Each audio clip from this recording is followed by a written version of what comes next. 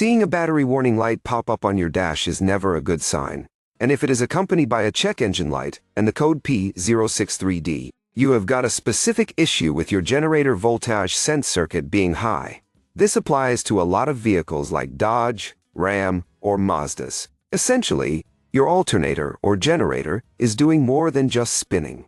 It is constantly talking to the powertrain control module, or PCMA. The computer needs to know exactly what the voltage output is so it can manage the battery charge and run your lights, starter, and accessories. When this code triggers, the computer thinks the voltage signal it is seeing is too high. Now, before you run out and buy a new alternator, hold on, because this could easily be a wiring gremlin. Your symptoms might range from a slow crank to a car that will not start at all. Start with a really good visual inspection.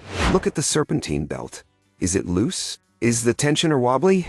Check the wiring harness connecting to the alternator and the battery. You are looking for corrosion, green fuzz on the connectors, or wires that have rubbed through against the engine block. If everything looks clean, grab your multimeter. You need to verify battery voltage is sitting around 12 volts when off, and it should jump up when the engine is running to show it is charging. If the alternator is pumping out the right voltage but the code persists, you are likely dealing with a resistance issue in the sense wire going back to the computer. You will need to perform a continuity test on that specific wire.